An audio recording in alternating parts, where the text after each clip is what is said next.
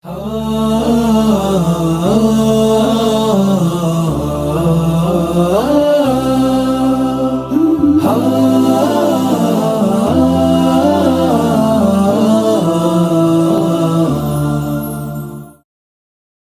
Nabi Musa digerokeun ku Gusti Allah lain hei Musa ka dieu make tanda set berarti panggerok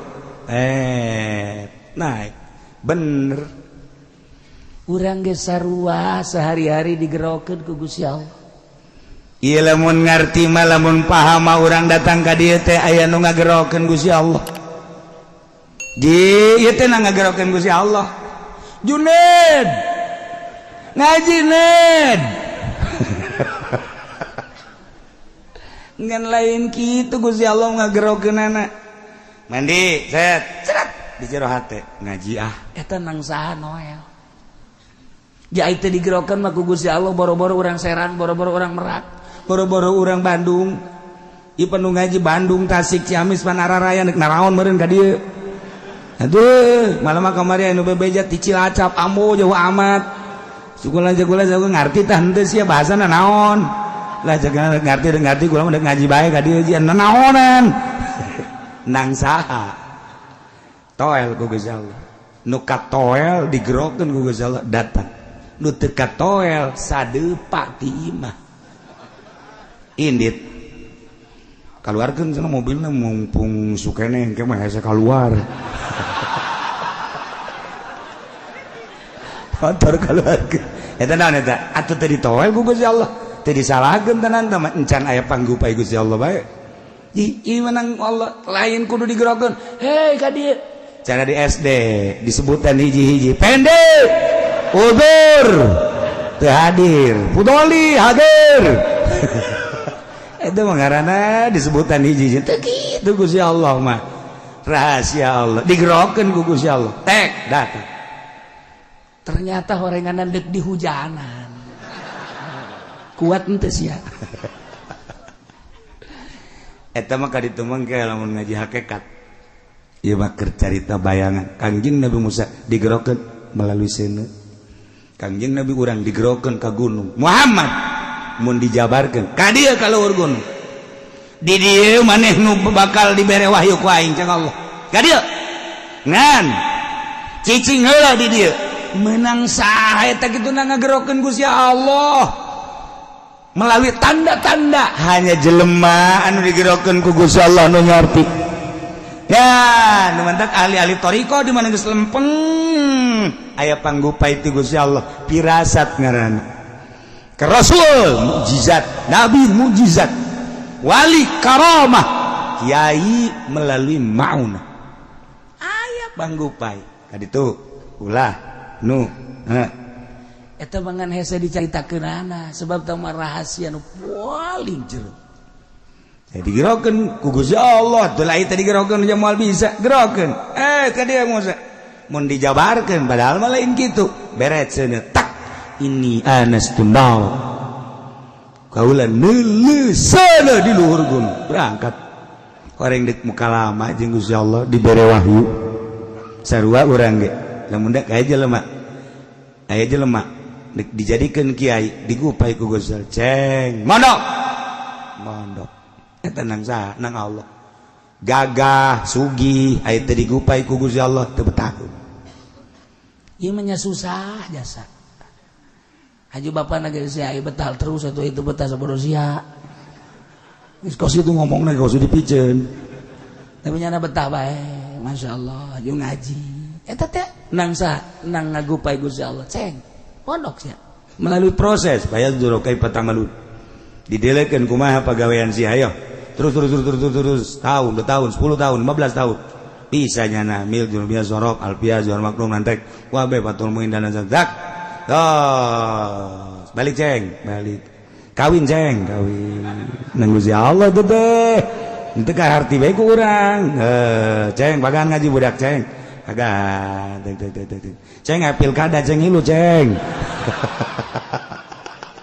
hancur sia ceng nah eta nafsu terus urang diapik aya di dieu aping ku Gusti Allah mah salamet terus makin kaditu ibadah udang beuting ceng nang Allah udang tahajud ceng sareng kitu ilmu geus aya di sia nanya geus aya di sia tinggal siap perang jeung nafsuna doang tahajud tengah penting Allah terus beki bersinar selama 40 peting urang tahajud bae selama 40 peting urang tahajud bae eta engke sinar kolbu naik ka beungeut cahayaan beungeut mantap kanyahoan 40 peting teu lepas tahajud bari ikhlas kadeule sinarna wehey nyana hideung cicing dinu poek mal kadeule ge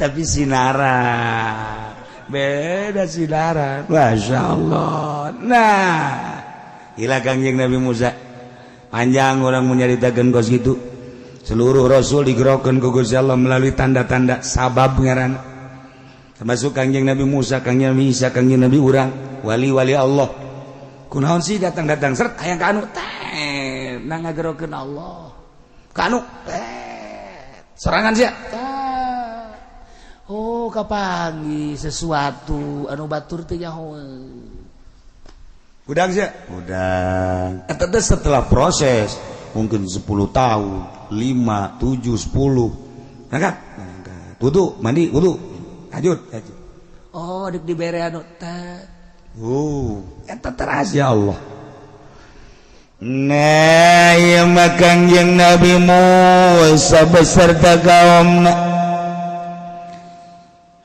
dek ngalestarikeun janji ti Gusti Allah nyalametkeun Bani Israil dipimpin ku Kangjeng Nabi Musa tidinya Kangjeng Nabi Musa kita ngabejaan ka kaumna kaum Bani Israil gerak kaditu ke Mesir kuari mah tuh Mesir teh gerak urus raja jeung patihna geus teu aya balad-balad tentarana geus teu aya kaum-kaumna anu marilu jeung raja Firaun geus kuari geura persiapkeun jang raja geura persiapkeun jang patih geura persiapkeun jang ngeusian keraton Mesir ya Allah numantak Gusti Allah wa awrasnal qaumal ladzina kanu yustad'afun wallahu a'lamu bimaradi wa awrasna kami doa geus ngawariskeun Musa ka kenal kaum maka kaum alladzina kanu yustad'afun nyata jelema-jelema anu dihinakeun dijadikeun abid baheula teh ku raja Firaun yakni wa Banu Israil orang-orang Bani Israil cak Gusti Allah aurasna kami ngawariskeun musakakeun ka Bani Israil masyariqal ardi wa magharibaha wetan bumi kulon bumi timur jeung barat allati barakna fiha nuku kami dibarokahkeun pinuh ku kabarakahan bil ma'i wasyajar cai sing kolocor bangawan nil anu luar biasa caina herang pohara laukna katingali semua amis caina wasyajar itu kene tatangkalan tangkal zaitun tangkal korma tangkal kacang berbagai tatangkalan pinuh ku kabarakahan masyariqal ardi wa magharibaha Mesir wa hiya Syam berikut Syam Syria Damaskus tuh gerak tah jang maneh tuh cek Kangjeng Nabi Musa kaum kuari mah geus dipersilakeun ku Gusti Allah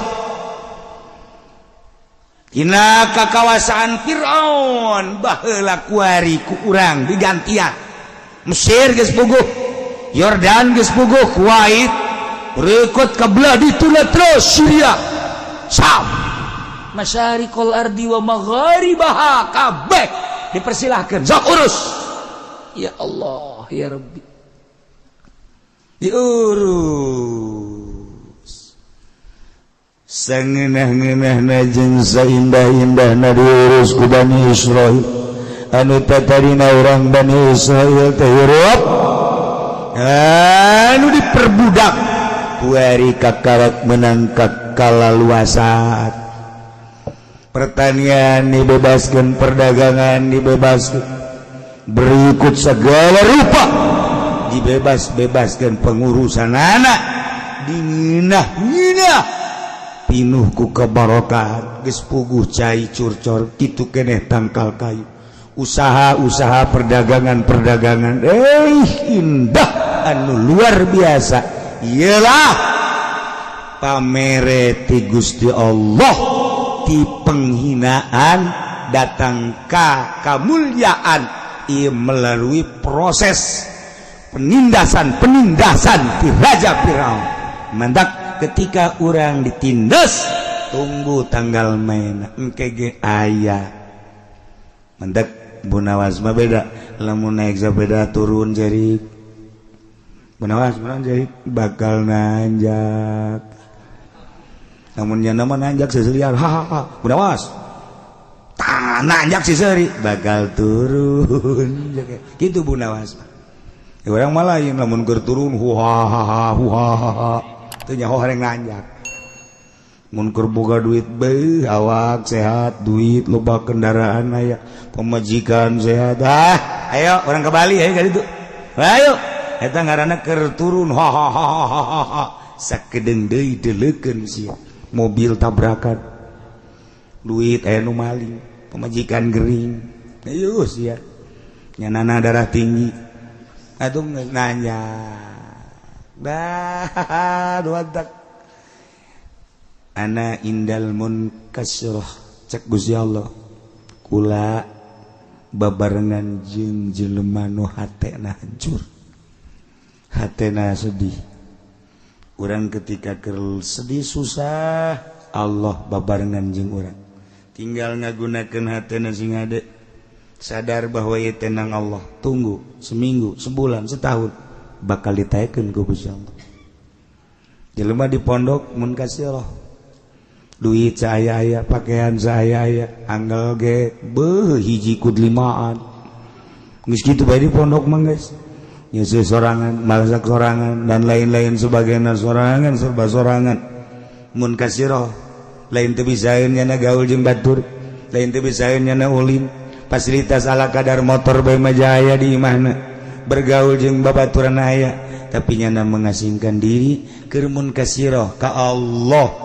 keur dibarengan ku Gusti Allah tunggu ceng sakedeung deui sia ayo ana indal mun kasirah numadak dihina keur di pondokna mah kos lain jelema pajar ririwa lamun balik mah eta si budak saha si Junaid emang jelema teh naon emang kunaon gitu ih teu kos gitu amatnya kabeh ngahina masyarakat ngahina pemuda ngahina komo awewe malah mun ditanya sadaya eta naon gitu atuh geus luar biasa jore artina jore sikapna make samping make baju make calana make naon kopea lah kos kare itu jauh jeung stan-stan wae jauh jeung mode-mode ayeuna geus teu perlu mode nya mah kuduna ge hirupna tuh di pedalaman Sumatera tapi tenang we nya dina kurang lembur kalem mun kasirah hatena tapi begitu balik ke imah Masya Allah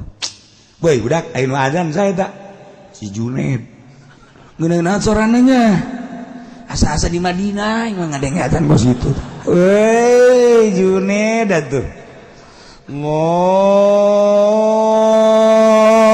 Akbar Allahu Akbar cak awewe teh wih aing ge daek dikawin ku nyana tah Masya Allah kakarak azan ya Allah ya Rabbi pas ngariung nyana jadi protokol bae mantep jasa saudara-saudara sekalian, alhamdulillah acara ini akan kita mulai. Diawali dengan Fatihah. Kita sama-sama baca Fatihah. Setelah itu maka kita dengarkan bersama qori kita. Oh, qorina. Med can datang. Ya kudu kumaha? Siapa itu? Ya, pantang mundur saja. Juned hebat jasa ya. Kaning bau cewek-cewek loba jasa kan dedi. Ngaran ge pemuda tuh. Nyana. Mohon maaf karena qori terlambat. Mungkin macet. Jadi saya untuk mengganjal. A'udzu billahi minasyaitonir rajim.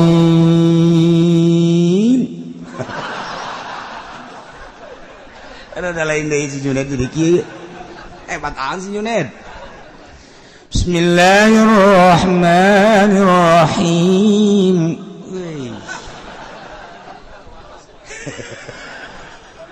Lam yalid wa lam yulad wa lam yakul lahu kufuwan. Awewe ribut. Ngomong aing teh mah, ngomong aing ribut. Tuh si Juned tadi nama di Ciduan. Barang balik pohara. Ya Allah. Beres ya ngaji Quran. Mau balik teu datang di mana. Aduh, teu datang mau balik. Med, mau balik teu datang. Ayo. Manya bubar. Kumaha sia? Jatuh siap bae. Ya Allah, ya Rabb. Wow, pidato sedek-dek Juned. Beres ceramah diakhiri ku mamaca.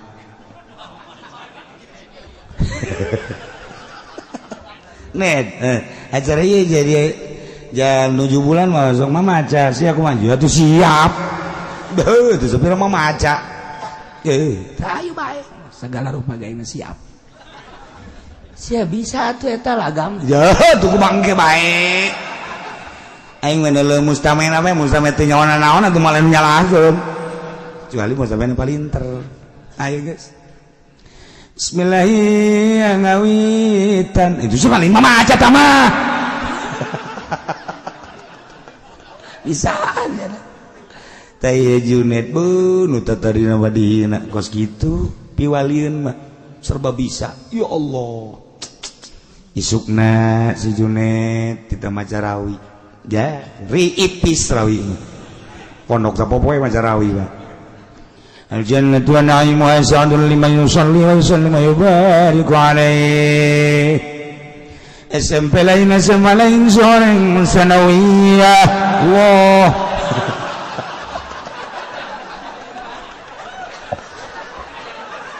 Aduh, sial tuh si Juned. Nah, emang gitu digerokeun gugus mondok ceng. Mondok ngaji ceng, ngaji. Nu mantak kaheureyan kaulinan di pondok jadi ilmu kabeh. Lalagaan kokorian segala di pondok jadi ilmu. Emang kos kitu di pondok mah. Mun nyarita Gus Dur mondokna emang bener jah henteu. Henteu Gus Dur mah maling lauk bae nyeun. Guru beak laukna kunyana. Masya Allah, barang ujuprak cak guruna saya nu ngalahan lauk, barang di dalam santri waktu kabur tinggal Gus Dur menghadap tadinya. Oh, kirain siapa? Besok kan mau ada tamu, ini saya udah bawa duluan caknya ke guru. Besok mau ada tamu, jadi besok udah nggak usah susah-susah lagi caknya. Padahal masa daek ngomongnya na bae. Cak guru nanya nyok ayat tamunya. Ya itu Gus kalau gitu mah bagi dua. Iya nggak apa-apa bagi dua. Buat anak-anak aja jangan punya anak. Gus Dur emang bener atuh lalagaan kan. Tapi jadi Masya Allah lemun urang nyompralkeun meureun wali. Emang kos gitu. Gitulah budak-budak santri nangagupai Allah. Sok akurkeun gerajeng sakola dia nyen. Deuh beunang naonan. Kudu serba duit bae. santri mentaya ceng ieu maot teu sanu ngurusan kula mahnya anu mandian set heuy ceng jalain kitu mandian kaluaran anyar beres oleh emang aya ngaji hujan kieu Masya Allah. Nah, ialah kuai kaum Bani Israel mimpin negara Mesir ti Mesir tepikeun ka Syam.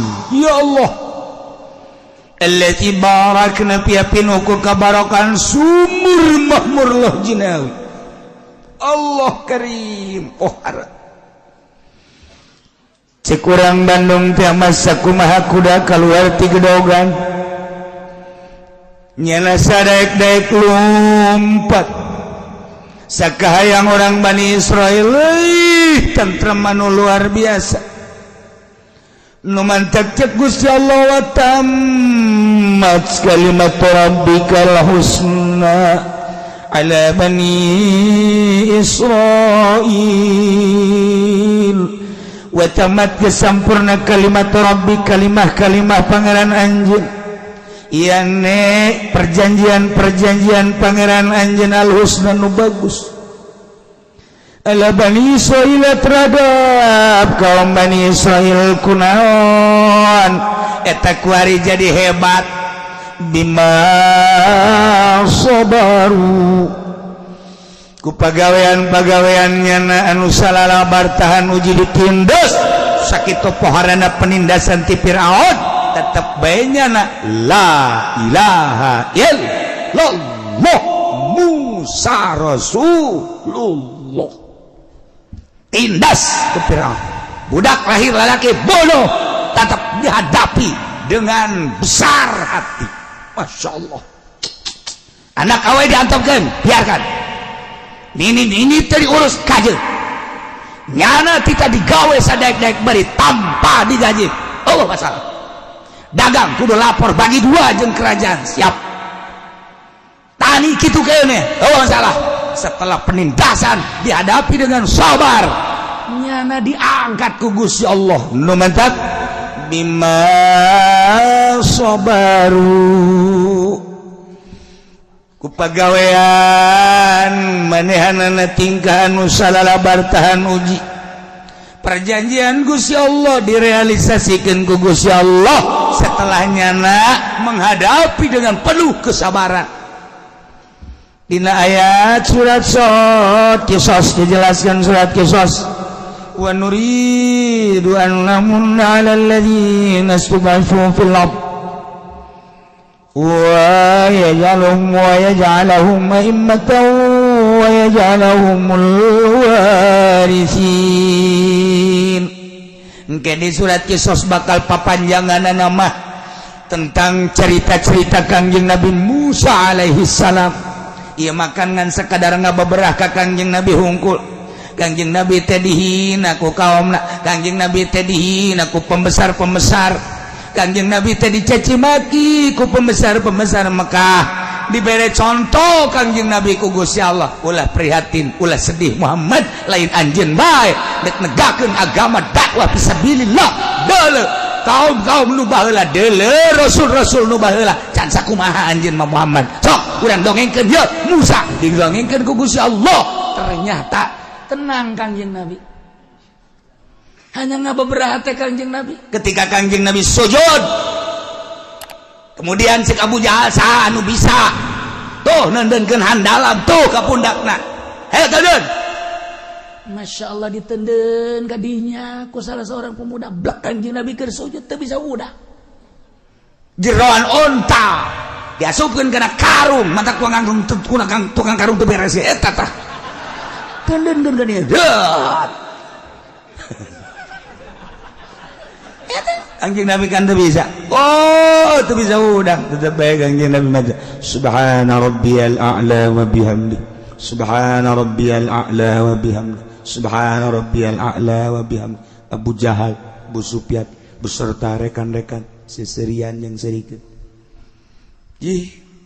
Terus anu ngabejaan ka situ Fatimah, ulah cicingin. Emang tuh dulu bapak mana di masjid bisa udang kunaon emang tuh dele kodinya bener baik cat dialaan ku Siti Fatimah dicabut karak Rabbi firli warhamni wafat coba Siti Fatimah nyarekanan kan itu seserian kabeh sapira Fatimah tuh coba urang macan sakumaha kakarak dek magahan ngaji nu daratang mah ulah kamarah kakarak urang dakwah kucak kece haji jalma baralik ulah waka dakwah deuleu ta Kangjeng Nabi urang macan pernah diciduhan kakarak diomongkeun deang diomong-omongkeun lah diomongkeun ieu teu kena kulit kena hate doang can sabaraha Kangjeng Nabi coba masyaallah geus beres di dieu balik diciduhan deui Muhammad masyaallah ketika Kangjeng Nabi berangkat ke salah seorang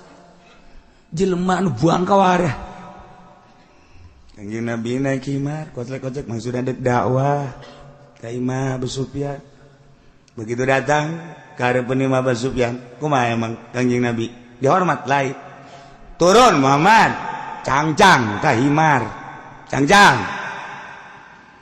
aja kumaha cek Abu Sufyan teh ambe maneh jeung ambe himar bauan maneh Muhammad coba eta kan bahasa lain lalaga Kangjeng Nabi biasa bae sekedar ngajak ka Allah urang can sakumaha urang mah tuh kakarek ngariung tadi bare berkat bae ge ku ceuri ya os kitu mah can jadi kiai apa tuh lamun diondang dianterkeun teu hujan gede berkat eueuh nu ngongkosan eueuh kakarak eta kiai nu geus kitu ieu mah masukana di agung-agung ya peda leutik doang meureun kitu pod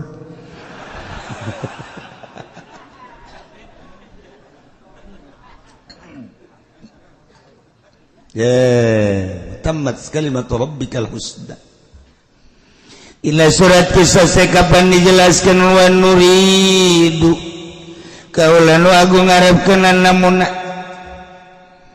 kana yan merenugraha alal ladzina sudifu ka jelema-jelema anu dihinakeun dijadikeun labid dijadikeun budak pilar dia ne kaum Bani Israil wa yaj'alahum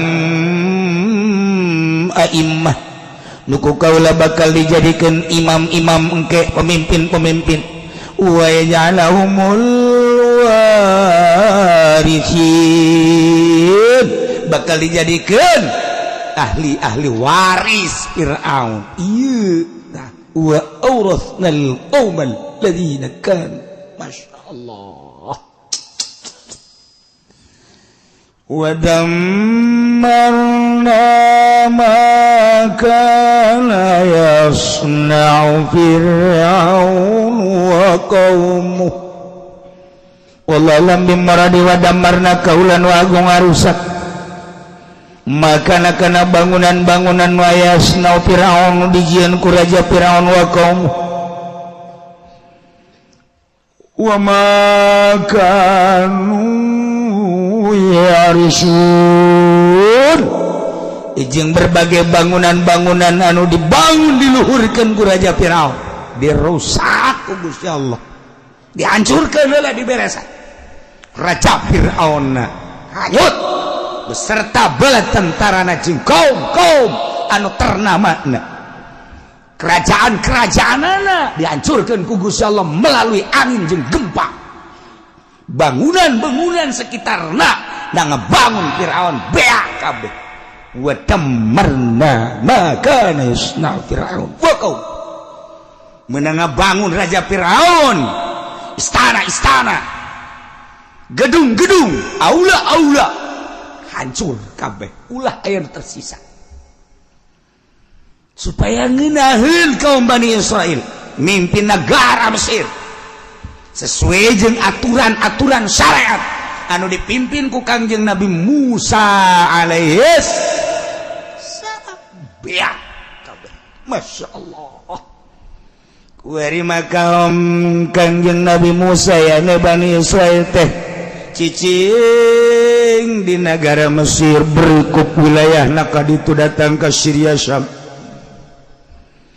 anu geus satu suara nyimankeun ka Gusti Allah Subhanahu wa taala tinggal aya sautak saeutik jelema anu encan kasiram atawa henteu narima kana siraman-siraman dakwah Kangjeng Nabi Musa anu masih kene aya hiji dua nu nyembah ka tapekong, nyembah ka arca, nyembah ka patung encan ngimankeun ka Gusti Allah Subhanahu wa taala. Eta mah ayana di pedalaman, ayana di pakampungan anu jauh ti paramean.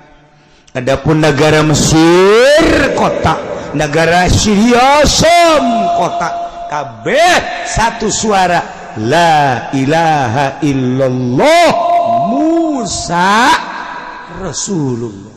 Mantap jasa.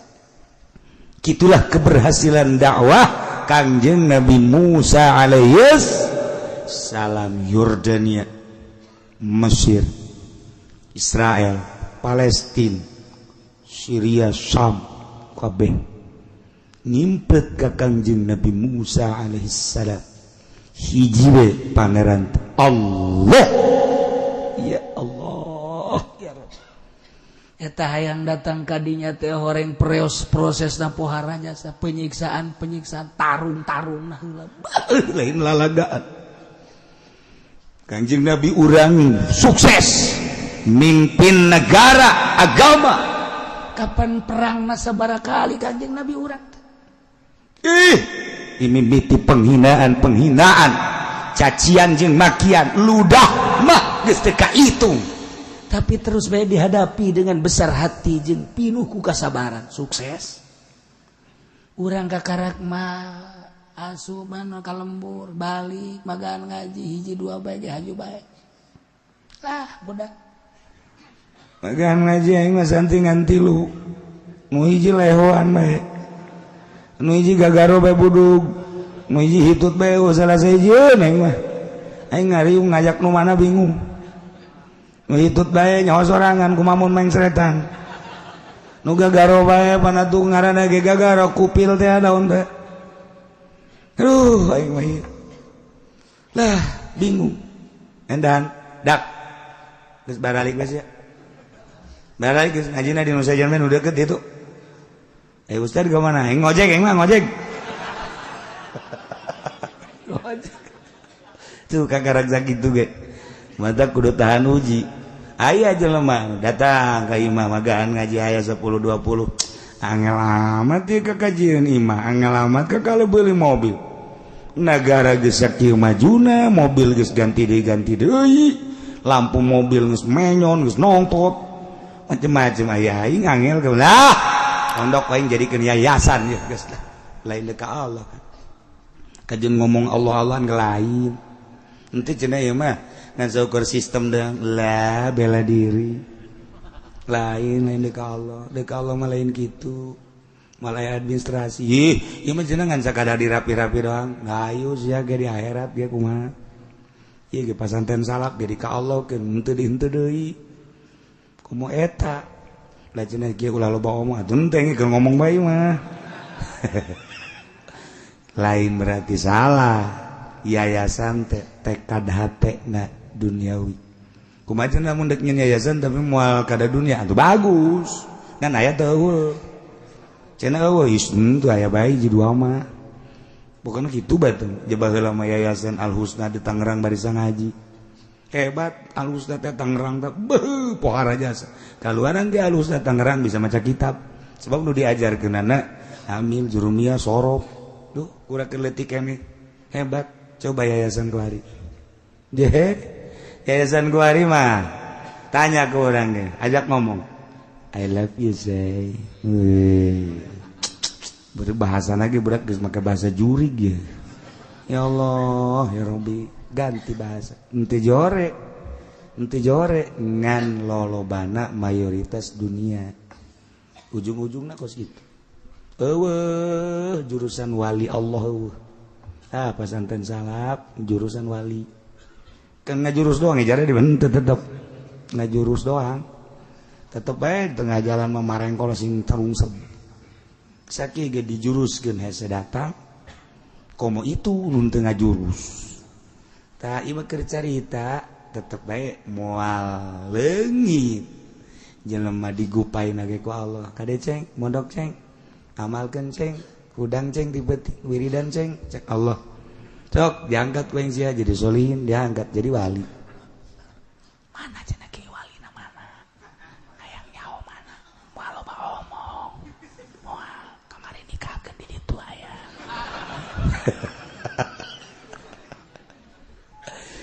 tah jadi ieu janji Allah ayat anu tadi asa rabbukum jeung ayat engke dina surah Qisas wa nuri annamunna kuari geus terbukti kaum Bani Israel nyicingan di Mesir kuari mimpin Mesir inggal ngalalakon deui tentang kaum-kaum Bani Israel anu teu tahan uji di antara kaum Bani Israil itu orang yang sangkilang dikekele ku Kangjeng Nabi Musa dibere tauhid ka Allah terus beteureun orenganan kersaning Gusti aya sebagian kaum anu kaluar ti agama Islam masyaallah dilanjutkan ku Gusti Allah dek jaritakeun tentang sifat kanabian Kangjeng Nabi urang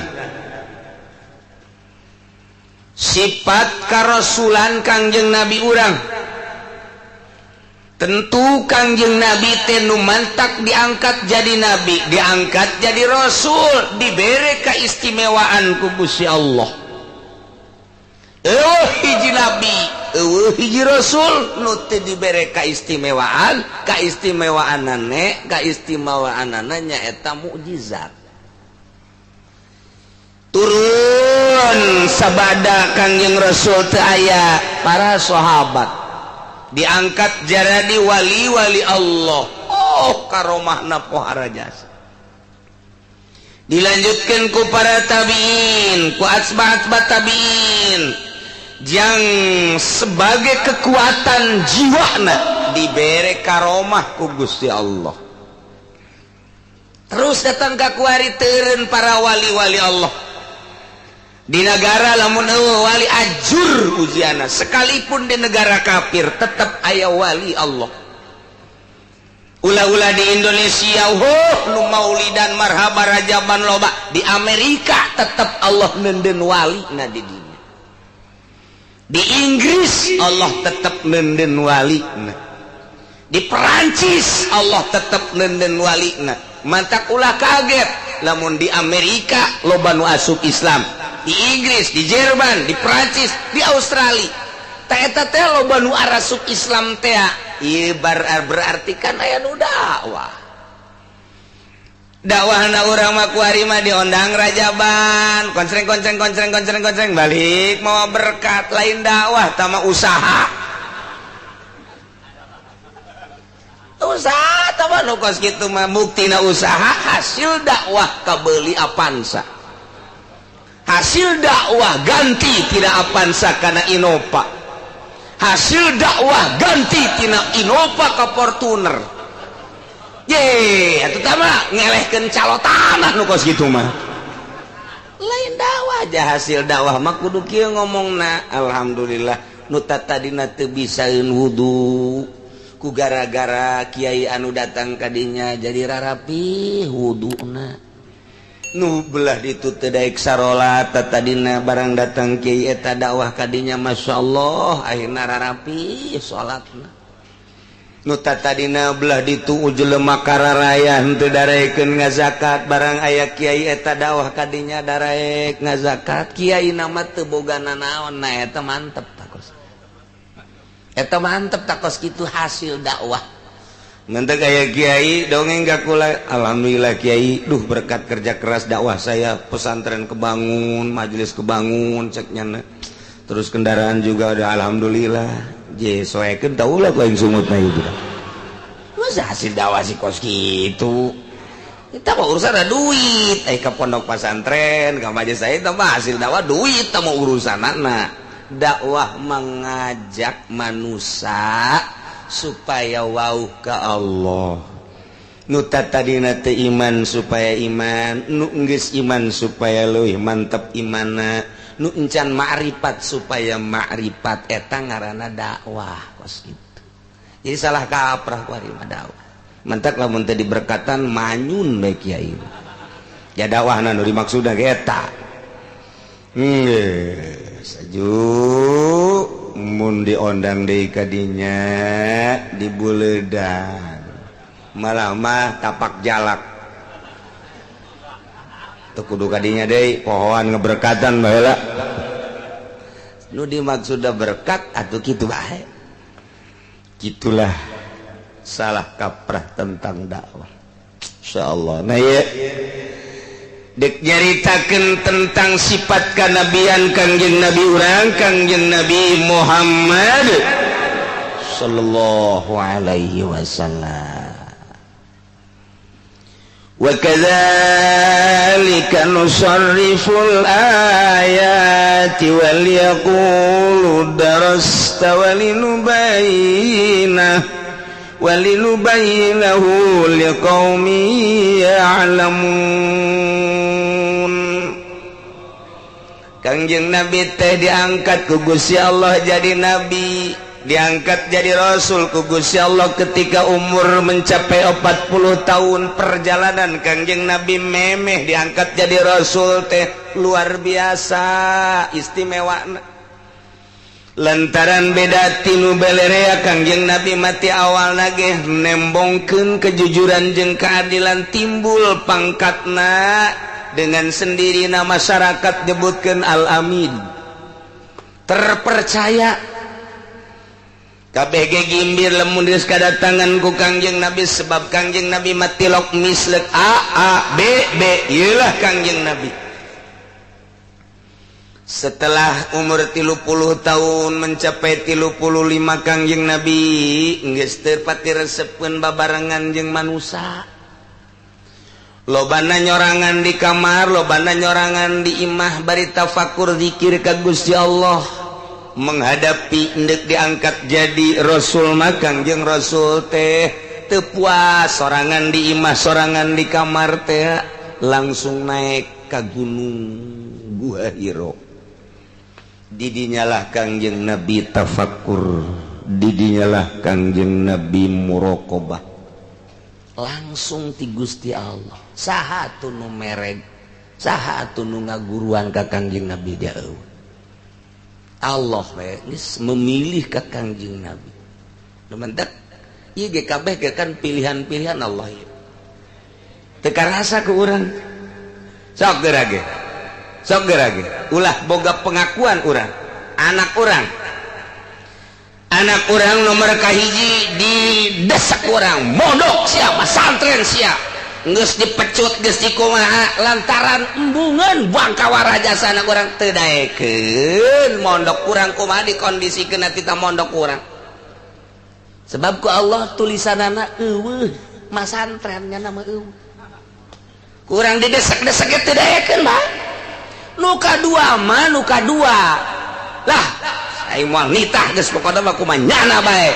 Kakarak kaluar tamat sakola SD dong bah. Pasantren geun bae kula bah. Pasantren mah sakola moal bah lah. Kunaon emang? Lah, musarakola mah tawuran mararabok batu buareres. Bener sih ada mondok, bener. Tadi titah teu naon mondok pilihan Allah. Jih. Dek kumaha coba? Nu katilu mondok teu daek, sakola teu daek. Anggeus. Wah, berat ieu bagus berat. Nu kahiji mah teu daekeun mondok ngan sakola mah daekeun deres. Nu kadua mah embungeun sakola, pandangan hatina geus kos kitu bae. Tawuran aya di sakola, zina aya di sakola, mabok aya di sakola, teu hayang cak nu kadua. Kula mah mondok bae, mantap. Nu kadua, nu katilu ieu mondok embung, sakola teu daek. Main PS bae gawe. Eta kan pilihan-pilihan dek wae coba yuk. Aduh, sanajan cicing bae ge kolot cicing bae ge bakal kitu bae. Ngan ulah cicing tetep urang disupri ngatur. Kullukum ra'in wa kullukum mas'ulun an ra'yati. Urang teh bertugas ngangon. adapun diangon ge ai mapal mah mapal bae ieu ngan urang sebagai kolot ngagon tuduhkeun santren sia mondok sia tetep bae teu daek bae jadi pilihan Allah bae namantak ande kata jelema dibawa ke hutan cicing di hutan coba set di hutan pager ulah kena ka mana cicing didinya ulah aya anu ngadidik ulah aya anu naon mere naon coba kumaha dileuweung nya bakal terdidik sorangan ka kumaha kahayang Allah ulah hiji jelema dididik dileuweung nu ieu belah dieu nu ieu belah dieu nu ieu belah dieu bakal beda kumaha Allah sesuai jeung karakter masing-masing jeung kahayangna masing-masing nu hiji engke bakalna resepna ngadaharna suweg bae jayana suweg ngeunah caknya suweg teh dileuweung atuh nu hiji resepna nya nama ngadaharan wibutun bae nu hiji pupucukan teu meunang mangih pucuknya nama pucuk naon bae termasuk pucuk isuk-isuk beda-beda cara resep dadaharan ngomong bakal beda sanajan engke bakal tibul bahasa Arabna bakal beda-beda kumaha Allah engke bakal tak hirup di tengah-tengah manusia dididik kurang tapi tetap boga jalur masing-masing nuka ditu keur carita Kangjeng Nabi eueuh guruan Kangjeng Nabi mah langsung begitu Kangjeng Nabi resep nyorangan birang jeung peuting otomatis tarasare Kangjeng Nabi teh tarasare ngedeng gitu di luhur guha paling ge Kangjeng Nabi teh bari diuk ieu kajep sare ke hudang deui zikir deui mentek dituturkeun ku ari kuno ngaji ge ngan lain ngerejet mah kerek nurutan Kangjeng di guha cek jangan oplo jasa tak budak terboga kaisit di tengah-tengah jelema kerek kene blon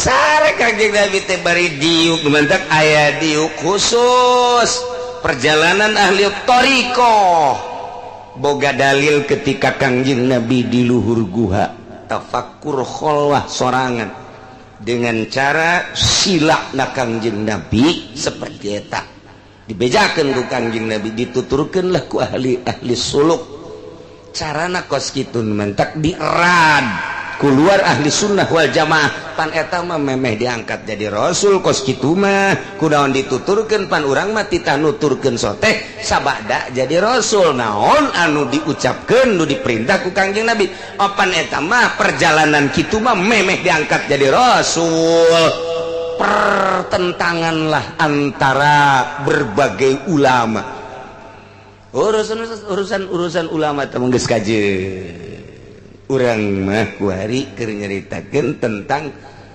kanabian Kangjeng Nabi urang Kangjeng Nabi Muhammad sallallahu alaihi wasallam diangkat Kangjeng Nabi jadi rasul dibere ayat-ayat nu pertama turun iqra bismi rabbikal ladzi khalaqal insana min 'alaq iqra wa rabbukal akramul ladzi 'allama bil qalam 'allamal insana ma lam sampaikeun ku Kangjeng Nabi di mana butuh ayat turun di mana butuh penjelasan turun disampaikan ku Kangjeng Nabi ka ahli Mekah ka kufar Quraisy ka Yahudi ka musyrikin kumna manusia nu aya di Mekah umumna adalah kufar Mekah bahasana ketika di Mekah geus puguh tanda-tanda kebesaran Gusti Allah nu tadi dicaritakeun dimimiti sisikian berikut hujan berikut tanaman nang Allah ditambah deui dengan kemahakuasaan Gusti Allah ialah planet-planet, bintang-bintang dan lain sebagainya, seluruh bumi nu ngaran alam ciptaan Gusti Allah Subhanahu wa taala ngajadikeun dalil, ngajadikeun ayat. Di samping eta Kangjeng dibere ayat-ayat suci Al-Qur'anul Karim disampaikan ka kupar-kupar Mekah. Kumaha tah narimana orang kupar Mekah? Wa kadzalika nusarriful ayati wallahu alam bimuradi. Sakumaha Gusti Allah geus kajelaskeun kana tanda-tanda kebesaran Gusti Allah, tanda kemahakawasaan Gusti Allah, tanda kemahasampurnaan kakawasaan Gusti Allah. Ten nusarriful ayati, cek Gusti Allah kaula ngajelaskeun kana berbagai-bagai ayat Al-Qur'anul Karim. Di samping nu tadi Allah mere ayat-ayat suci Al-Qur'an begitu disampaikan ke kupar Mekah, maksud Gusti Allah liyatabiru, supaya jadi contoh, supaya jadi itibar, supaya ngalep manfaat iman ka Allah, iman ka Kangjeng Rasulullah. Nu dimaksud ku Gusti Allah tekos kitu. Begitu Kangjeng Nabi nyampaikan amanat-amanat tabligh ngarana ayat-ayat suci Al-Qur'anul Karim disampaikan ke kupar-kupar Mekah, berakibat ujung-ujungna waliyaqulu darasta, lamna dilalapad liyaqulu pusing, lamun kurang teh dibongkar make ilmu alat, lantaran eta teh bisa disebutkeun lamu ke manana mana tolab. Lamun kurang di manaan mana tolab berarti atuh gamanaan nangke kieu. Wa kadzalika kitu kene sakumaha nu tadi ku Gusti geus dijelaskeun ayat-ayat tanda kebesaran Gusti Allah. Atuh Gusti Allah ge ngajelaskeun kana ayat-ayat suci Al-Qur'an nu dimaksudna waliyaqulu, supaya kupar-kupar ngaromong darosta. Muhammad anjeun mah bisa kos kitu teh horeng meunang ngaderes, aing mah moal iman maknya kos kitu ngahartikeunana teu kaharti tah mah. Sarua jeung dina ayat Al-Qur'an dihareupeun ge faltaqatahu alu fir'auna adu liyakula du'a wa hazana. Kangjeng Nabi Musa teh dipulung ku raja Firaun. Faltaqatahu maka mulung keluarga Firaun, yakni Firaun teh ka Kangjeng Nabi Musa. Nu mantak dipulung kunaon? Nu mantak dipulung teh liyakuna aduwa wa hazana, supaya jadi musuh lahu ka Kangjeng ka Firaun. Nu mantak Firaun mulung Kangjeng Nabi Musa teh engke supaya jadi ngamusuhan, manya mulung supaya jadi musuh. Teu arti ah.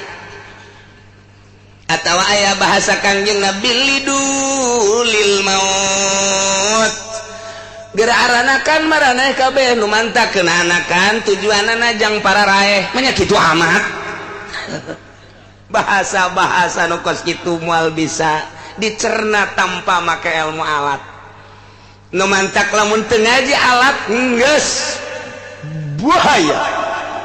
Engkena kadituna jadi Muhammadiyah, Persib, Persatuan Sepak Bola Bandung. Mal beres aduh kadituna PKS. Kunanya nek kiai ngomong-ngomong PKS, PKS mah bagus cecak banget sia. Sia mah teu nyaho ka jejeroanana, di jerona leuwih dahsyat tibatan Muhammadiyah PKS. Baheula Muhammadiyah mah tilok nyaritakeun bahwa tolak tilu jadi hiji gara-gara ya PKS nyusup ka tubuh pemerintah, tolak tilu jadi hiji. Eta PKS mantak aing sok nyinggung-nyinggung PKS ditampilin sia ku aing. Teu nyaona naon sia mah. Naon tah?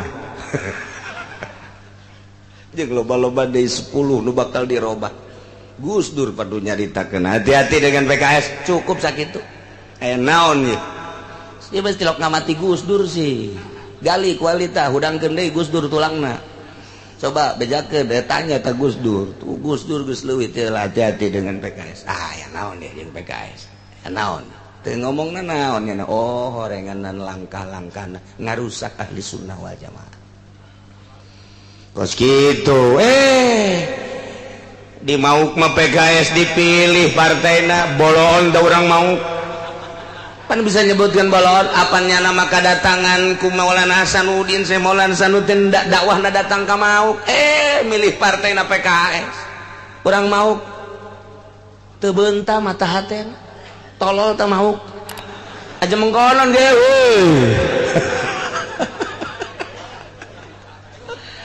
waduh tuh di Mauk col PKS diparilih kunaon lain tanya heula masa Maulana Hasanuddin mantap urang Mauk mah urang Mauk makhrajna baragus kabeh komodal nama geus asli ti dituna kuda-kuda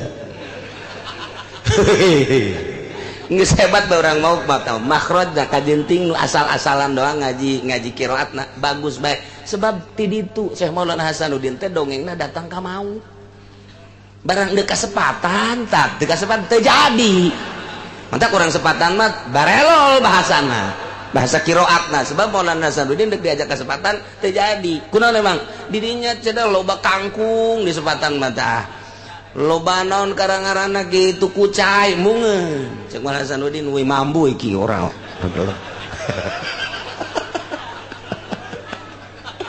ora cek Maulana Hasanuddin wis comeback bae ning Banten lah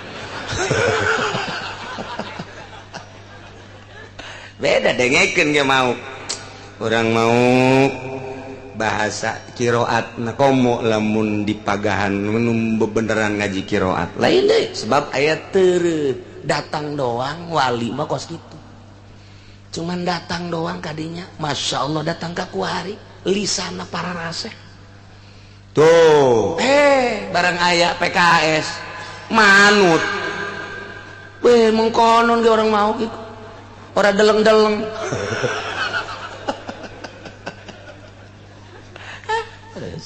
emang jauh mau nggak kos gitu hampura bae mau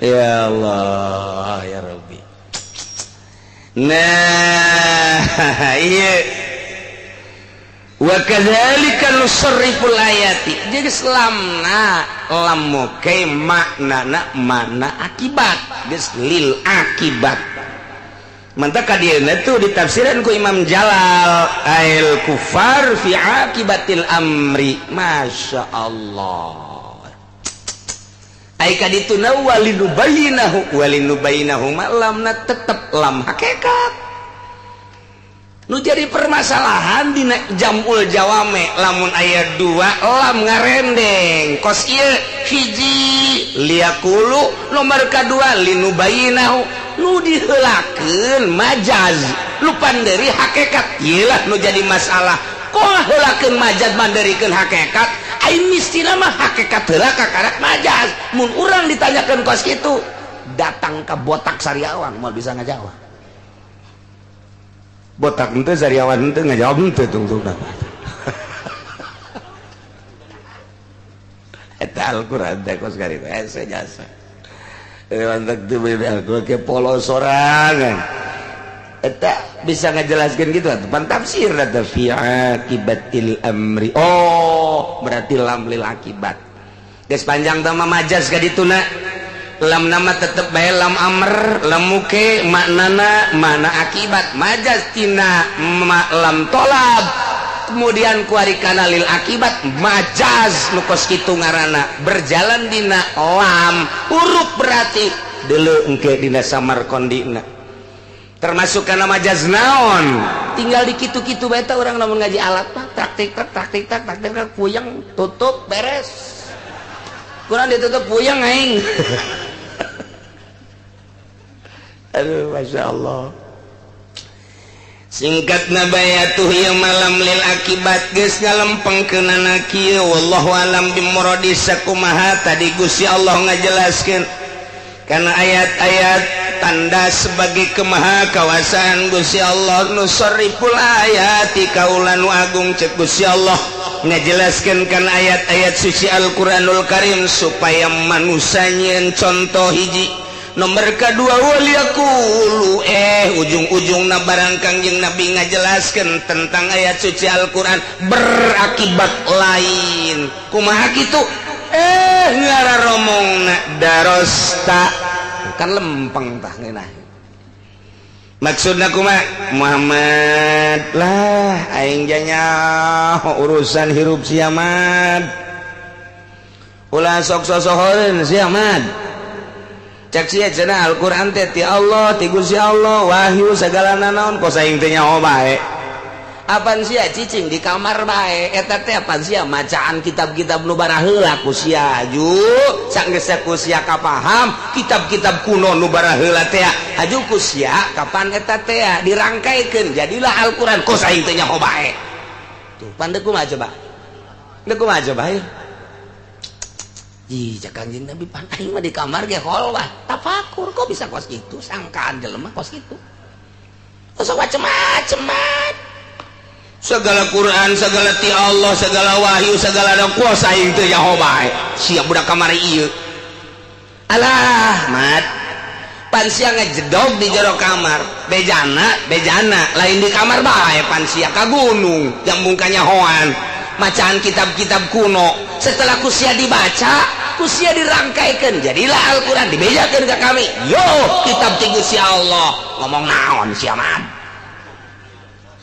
kada dengkeun tak urang bojong ngomong naon aduh udah sok sambarangan si Ahmad kos kitu ngomong segala ti Gusti si Gusti kumaha Kangjeng Nabi hatena manusiawi Kangjeng Nabi Kangjeng Nabi ti Gusti Allah tapi make dipajar menang sorangan kene bae kideung Kangjeng Nabi buang kawarah amat si kupar Mekah tuh dibere wahyu tetep bae ngagilak kene bae atuh komo kuari ngan sakadar dibacakeun doang ngagarilek nu teu salat tetep teu salat tu judi tetep juli geus dibejakeun kredit haram yang kredit bae atuh meujeun eta mah kos kitu mah jabah heula ge ku per Mekah di bejaan ieu wahyu ti Gusti Allah teh pajar bibisanan Muhammad hiji walinubainahu liqaumi ya'lamun jeung kami ngajelaskeun kana ayat-ayat suci Al-Qur'anul Karim melalui Kangjeng Nabi melalui Nabi kaula Muhammad tujuanana supaya kami ngajelaskeun kana Al-Qur'an bahwa ieu teh wahyu ti Gusti Allah kasaha liqaumi ya'lamun jang kaum anu nyarahon nu sadar bahwa ieu teh Al-Qur'an teh kitab suci menang ti Gusti Allah jadi wahyu.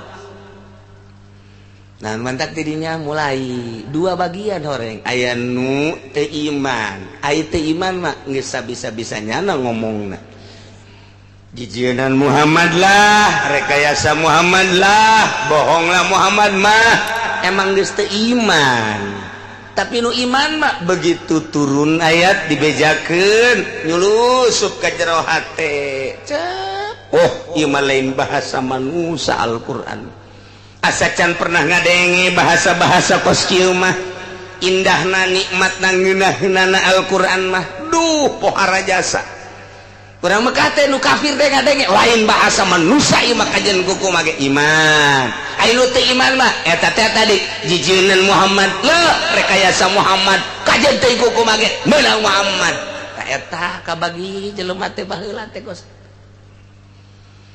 Kangjeng Nabi sebagai manusia langsung sedih karena ge manusia Kangjeng Nabi teh kapan manaon Muhammadun basyarun tetep manusia dahar nginum sarejima nu matak aya sebagai sifat kemanusiaan begitu dikitukeun ku kaumna cep ka jero hate aya nyeri kudu kumaha deui atuh pan ieu wahyu tapi kok teu daek nurut deuk kumaha deui manya make kudu jeung nyangka menang ciptaan aing menang ciptaan kaula menang menang jeunan kaula rekayasa kaula ieu mah ti Gusti pan kula mah teu pernah nulis teu pernah maca jolna Al-Qur'an eta nyahoeun atuh kudu nama nulis teu pernah maca teu pernah jaumi pan kaula teh tapi tetep lain nu teu iman mah teu iman kunaon eta hawa nafsu ditumpakan ku setan tuh mentek sing hade di sekeliling urang teh setan malulu teh numpakan di dia di pundu diceli setan teh di mata setan teh di irung setan di sungu setan pinuh setan betaheun setan di awak urang komo di awewe mah di konde pagedena setan numpakannya njot-njotan di dada di dia numpak di dia di dada komo lamun lempang di endut-endut gue waduh dibujur di dia setan malu mentak sing ada setan mah terus baik ngagoda urang terus baik entek kayak hijrohi bala ibadah ka Gusti Allah terus we jana di musolana ibadah mun kuari mah geus dijangkat jadi wali Allah ieu mah memeh zaman Kangjeng Nabi ngaranna rohib rohib teh pendeta teh kiai begitu nyana ibadah ka Gusti Allah geus ngeunaheun jasa sorangan bae di gubuk tiba-tiba aya awewe beak geus geulis jasa geus bari mawa kadaharan ai praktek cak awewe teh ya rohib wahai pendeta tulungan abdi bahaya ngendong didinya lantaran tempat abdi jauh fa inna makani ba'idun tempat abdi jauh kene abdi mah tulungan hayang ngendong didinya cak rohib teh ngendong di dia bari mah awewe abdi mah tetep hayang ngendong didinya tulungan abdi mah ieu mah lantaran kapetingah cak rohib teh atuh geus naik ka usuri naik begitu naik atuh terus bae rohib zikir ka Gusti la ilaha illallah la ilaha illallah la ilaha horenganan nyana di tukangan rohib bubuka baju dibuka gunyana beres baju kutang dibuka sempak dibuka geus eueuh sahelai rambut acan nu nempel di awak mangkaning ulah dibayangkeun awewe berebes ieu mah waduh urang timur tengah teh atuh Libanon awakna beureum lain putih lain koneng lain irung mancung bulu mata na bentik bureuleuh masya Allah cangkengna anu ngabiola teh buah dada anu ngajarendol teh ya Allah ting-tingna kiai keur zikir wae dihareup kiai la ilaha illallah la ilaha nyana kahareup ka dieu do rada goyang-goyang saeutik alainul lah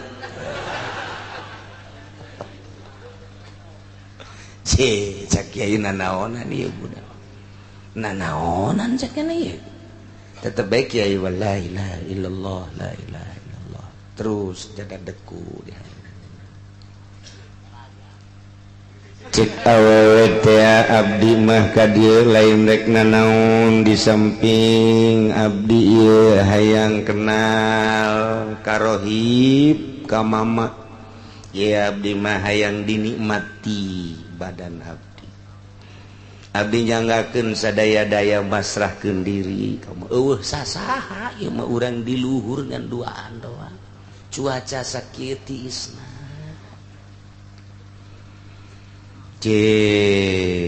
pan jadi kos kieu atuh cek rohib teh ulah kitu kula mah keur ibadah ka Gusti tutupan moal kajian kuku mah henteu kula mah kajian kuku mah terus bae lamun encan dinikmati abdi mah encan dipersunting ku mama ieu abdi mah moal eureun terus bae deuk ngagoda pan jadi kos kieu atuh terus bae nya ngagoda kiai tetep bente kuat wali bangsa Ki Golkar mah tuh geus teu kudu hese mah tinggal ceklak wae sadaya. Aduh, ieu kulantar geus jadi wali kuat. Tah istimewa wali teh kos kieu. Kuat. Barang jelema anu bangsa kiai-kiai kos kitu we ka beneran dieu we. Puguh ge ku aing diteangan ieu mah geus aya dihareupeun tinggal nyantap doang. Tapi tetap kulantaran terus digoda cak eta kiai teh ke. Tungguan sakedeung. Ieu mah mengarah kana seuneu gede. Lamun ku kaula ieu dipigawe berarti kaula asup ka seuneu gede. Ke kula dek nyieun seuneu leutik heula. Tungguan. Mangga cek eta awewe teh. Sugan teh naon horenganan nyana ngahurungkeun lampu. Diminyakan lampuna geus diminyakan diseunut. Nah ieu ngaranna seuneu leutik. Eta mah nu dipalangkakan seuneu gede. Atuh pan eta panas lagi puara mantap-mantap. Panas. Ai urang mah atuh teu kaharti seuneu gede seuneu leutik teh. Urang mah dianggap sorga bae eta kos kitu. Jauh sasaha pan.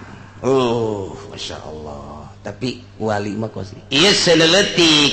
Ieu ente mah eneng mah seuneu gede. Ya, delekeun. Boro-boro dekat seuneu gede, seuneu leutik ya daya ieu. Curug mama dek kana seuneukeun coba ngerecek tante. Dideulekeun bae teh ku awewe teh, dideulekeun. Dipantengkeun. Atuh, terus hurung getih ka dieu. Ieu seuneu leutik bae kos kieu. Engke kumaha lamun engke di seuneu gede. Dikulub engke, disate engke. Ngeunah teh sabaraha sakedeung ngeunahna tapi seuneuna seuneu gede. Ieu mah seuneu lampu kos kieu terus bae kunyana. Geus hiji nu ieu curug kuari ka dieu. Ka jempol deui beuleuh. Geus beuringis awewe. Geus beuring naon-naon. Ieu contoh seuneu kos kieu. Terus ka dieu, terus lima-limana dibeuleum. Ngajoak awewe. Ngajoak nya teh. Ngejoak ngejerit. Lantaran nyana teh neuleuh bahwa eta seuneu leutik bae kos kitu komo engke. Jadi kabayang teh ku awewe teh wah beureun aing lamun zina teh disiksa di neraka. Eta seuneu leutik bae manikeun ngem ka dieu terus keluar getihna. Ngejerit awe pae. Golepak bae pae. Kitulah awewe. Setan teh setan anu tadi ngagoda teh ngalamun.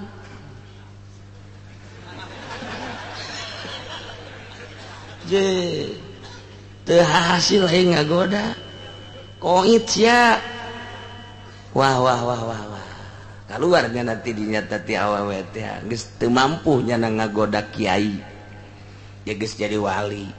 Turun nyana ka handap setan. Ngalamun me dihandapeun gubuk percis kos jelema anu eleh wahweh we gitu. Budak kuari teh nyaho wahweh pakong nyaho kuari mah dasar sia pemain meureun.